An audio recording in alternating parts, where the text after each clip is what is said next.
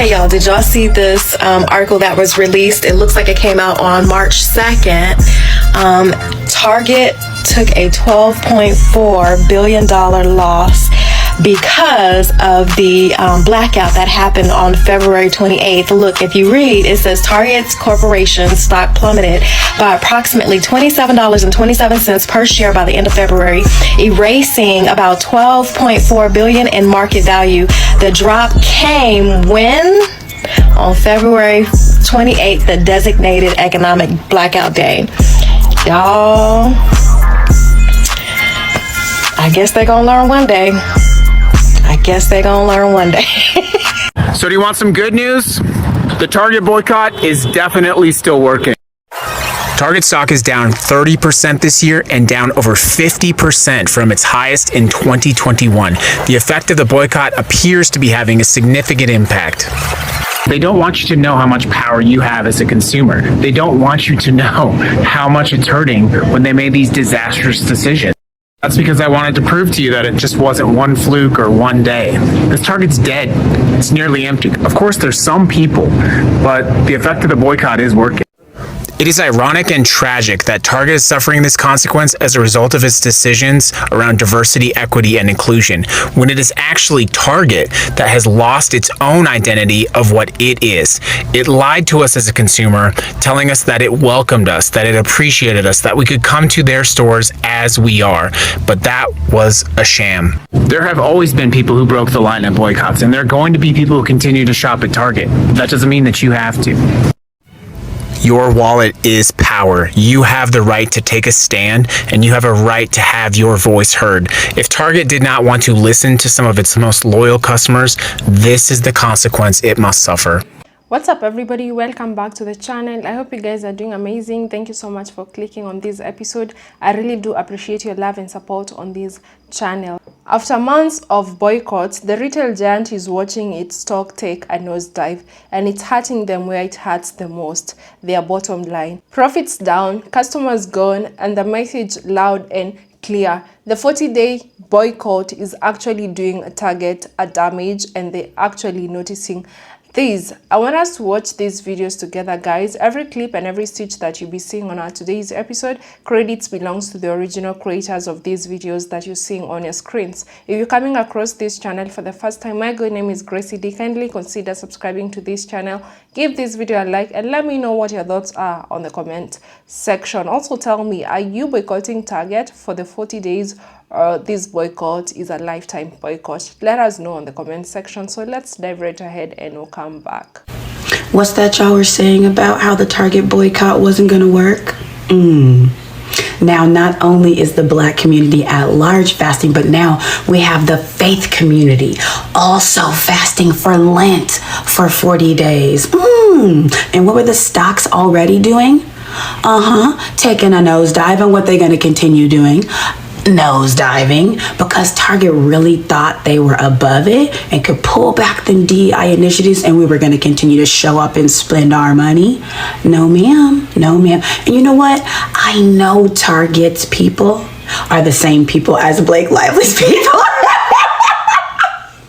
Because why did you think you were going to try to strong arm us and get away with it? You're not. We're standing on big business and continuing to go over to Costco, because you know what, Target?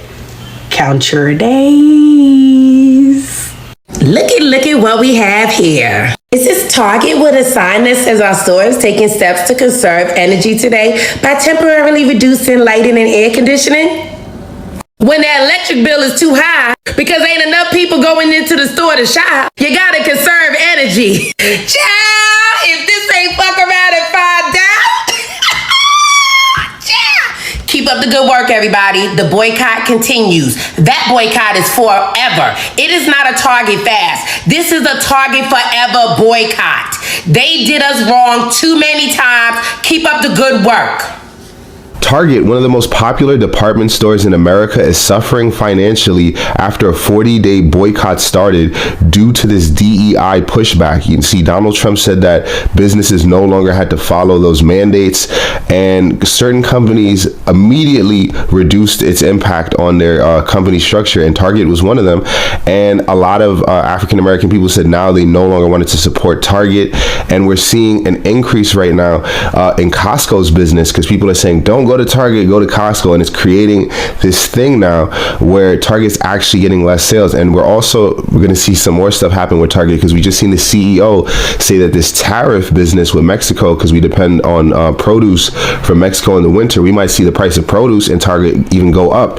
So a double impact now. We got 40-day boycott, and we got increase on the items that are already there. We might see a lot of people start switching and going to Costco, and that's not my personal opinion or me trying to tell you what to do, but this is just my observation. This could become a very different situation for them, something very stressful, and I don't think it's going to end their company. They're still super successful, and I think they still have a huge audience, but they're definitely feeling it, and companies care when they're feeling it, and they adjust when they're feeling it. Do you guys think Target will change up and go back to the DEI? Do you think that the people in corporate and the people that invest in the company, right, the stockholders or shareholders, do you think they even cared about DEI to begin with, or they were just playing ball to appease the party that was in charge at the time? I've heard Mark Zuckerberg from Facebook say they were just appeasing Democratic Party. I want to know what you guys think about this. Let me know in the comment section, and follow me for more content like this. The fact that I haven't been to Target in months and my life has genuinely not changed is actually making me sick to my stomach to think about, because I used to be somebody who would go to Target on a weekly basis, sometimes probably twice a week, and I would go in for body wash and then come out with a cart full of stuff, and I was spending easily over $100 there, probably like 3 to 4 times a month, and I wouldn't even think twice about it, because my intention was to go in there buying necessities, and then if I came out with a couple of other things, like, who cares? But now in hindsight, I haven't gone into Target in months. My life has literally not changed at all. So I'm thinking about all that money that I was trashing before, and I'm actually like disgusted in myself. Like, girl, we are in a recession, okay? Times are tough, and the fact that I thought it was okay to go into Target and frivolously spend so much money for no reason, just for vibes, like, that is so crazy. Honestly, this boycott was the best thing that's ever happened to me and my wallet. This Target boycott is going fantastic, and it couldn't happen to a better company, because they manipulate you. How do I know? Because I used to work there years ago. I was a buyer for 60 stores. That store is designed to make you spend more money. It is a maze, and every aisle is manipulated to make you spend more money. You know how when you normally go to a store, all of the aisles go one direction? So like when you go to a grocery store, there's like a straight shot usually from the back of the store to the front of the store. Target's not designed like that. That's why some of the lanes go like this, and then in the middle of the store, they start to go like this direction. And then in the back of the store, they go this direction. That's so that you don't have a straight shot from the back of the store to the front of the store, and that you have to weave your way through in order to go pay. Meanwhile, they have all of those end caps. Those end caps are there with the cheaper items that get your brain all excited to go into the aisle. And so you know how you can only get out at one end of the store or the other end of the store, and there's that one little spot in the middle? That's on purpose so that you cannot leave. If you're sitting at the top of the store and you're looking down at the layout, it's a literal maze.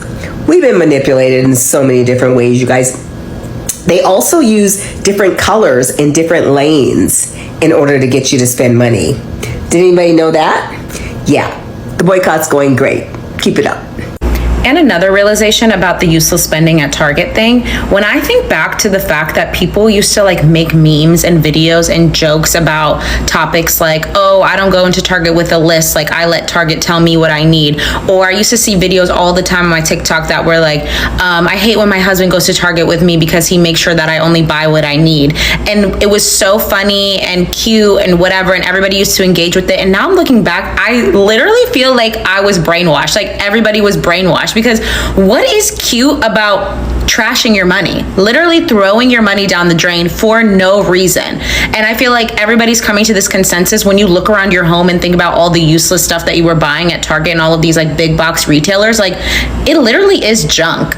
Why is that so fun and coy and cute to think that it's funny to spend all your money on junk? Like, it's just so crazy. I feel like I'm like coming out of a trance. Like I was brainwashed and now I can see the light. So I see some bigger news outlets and even creators like Aaron Parnas talking about the Target boycott. But the way they're telling the story is leaving out a lot of critical information.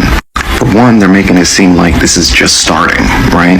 They're making it seem like this boycott is just starting and it is just now affecting Target. You have people even coming out trying to take credit for the boycott. You have to be careful about people trying to make themselves the face of certain movements. Because what ultimately happens is the cause itself, the reason for the cause, gets lost. Ladies and gentlemen, the American people have been boycotting Target for a long time now. In many cases, the boycotting of their stores started way back in November of last year. What's happening now is people didn't realize it would work.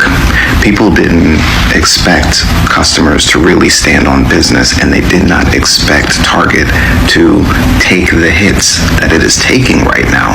So instead of acknowledging all of the perseverance that people have committed to by not going back to that store, it just makes for a better story to say, oh, this boycott is happening and it's already impacting Target.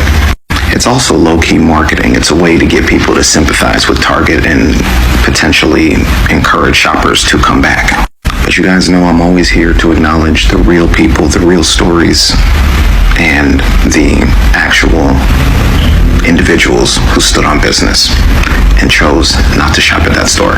I think we can officially say that store is down, all right? Now it's time to move on to bigger fish. If you have not been aware, there has been an Amazon boycott.